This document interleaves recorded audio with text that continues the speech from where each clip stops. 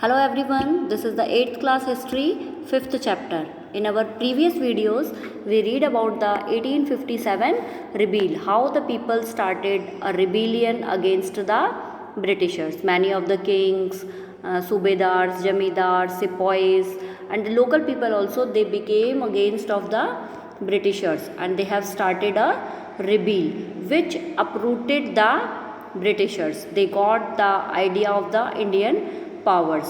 Now the Britishers became in fear of the Indian power. Now in this video we will read about the aftermath. It means what happened after the 1857 rebellion. After 1857 rebellion, now the Britishers got a little bit settlement. It means they regain their power in Delhi. The 1857 rebellion became fail of the many reasons. The first one was that it had started earlier. It means which date was decided to start for the rebellion, but it had started earlier because of that Meerut Cantonment case.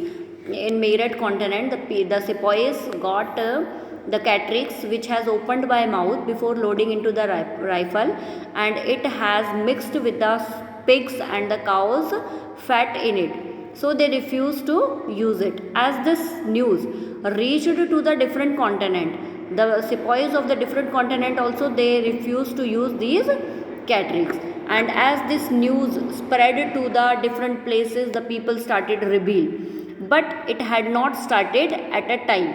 The kings thought that if we will start the rebellion at a time, that which place the Britisher will send their army, will send their persons. But as it had not started at a time, on one place they suppressed this rebellion, and after that they got their power regained in Delhi. But now the Britishers got this idea that they cannot rule with the same policies. Now they have to do the changes little bit. So in 1859, after the 1857 rebellion, in 1859 they started ruling on their land and with the different policies. They have given some changes by the Britishers. The Britishers has given some of the changes in the ruling policies. Now in this video we will read about the different policies introduced by the Britishers. The first one was the British Parliament passed a new act in 1858 and transferred the power of the East India Company to the British Crown. They have given the power to the British Crown. It means whomever the Queen will be there of the British, they have given the company's power to the Queen, and they became more responsible management of the Indian affairs. A member of the British cabinet was appointed Secretary of State for India. They have appointed a person as the Indian Secretary who can speak in between of the internal matters and who can think about the India or the peoples of the Indians. He was given a council of advice him. They have given a council of advice. It means some of the persons appointed as the council, in which a member was kept as the Indians. He was given a council of advice him called the Indian Council. And this council is known as the Indian Council. The Governor General of India was given the title of Viceroy. The person who is appointed as the Governor General of India, they have given the title of Viceroy. That a person all representative of the crown. Through these measures, the British government accepted direct responsibility for the ruling India.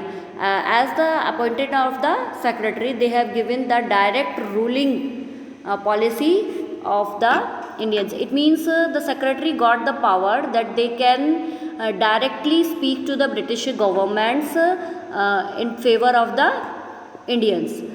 They have given the assurement that now you should not be ruled like the befores. The second was all ruling chiefs of the country were assured that their territories would never be annexed in future. Before that they have announced some of the policies, just like doctrine of lapse. According to this, their kingdom will annexed in the Britishers' kingdoms, as if they are not having any male here, and they are not allowed to adopt the son, and so many rules were there in these policies. Now they said that no other kingdom will be annexed in Britishers in future, and the peoples have the authority to pass their kingdom to their representative, included adopted son. Now they have allowed to adopt a son. However, they were made to acknowledge the British Queen as their sovereign paramount, but they have announced the powerful, it means the superior authority was the British Queen. Thus, the Indian rulers were to hold their kingdoms as subordinates of the British crown. It means the Indian rulers will work as the representative of the British crown. And the third was, it was decided that the proportion of Indian soldiers army would be reduced. It means they will take very less soldiers from the Indian army.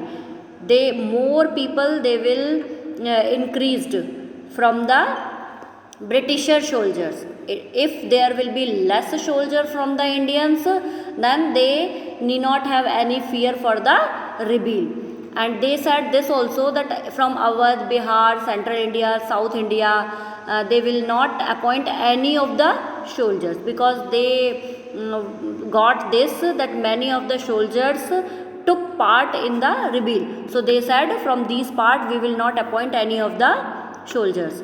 And they said, from Gurkhas, whomever the Indian soldiers will be appointed, they will be from the Gurkhas, Sikhs and the Pathan.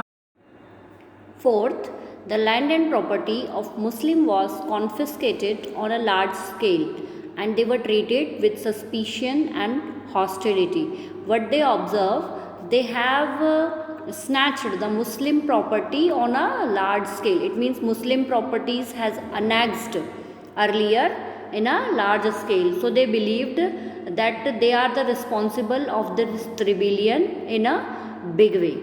The fifth one is, the British decided to respect the customary religious and social practice of the people in India. The British decided now they will not speak in between of the religious and the social practice of the Indians. They are allowed to have their own social and the religious beliefs and the practices. The sixth point is, policies were made to protect landlords and jamidars and giving them security to right over their land. Now they have made such kind of policies in which landlords and the jamidars, they have given the security to right over their land. It means they said that now nobody will take the power of their own land. It means you are allowed to have the ownership on your own land. Thus, a new phase of the history began after 1857. So, after 1857, we saw a new phase of the Britisher side. It came into the light, and we can see in this map the center of the revolt in the North India. Many of the parts, main center of the revolt, other central in the revolt. The main center of the revolt, which is highlighted by that red triangle.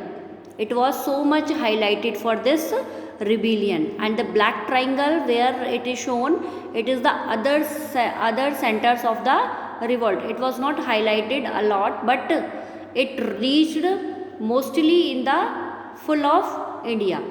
So now, according to this, we have finished our chapter. I think you all understood. Once you read yourself, have a nice day. Bye bye.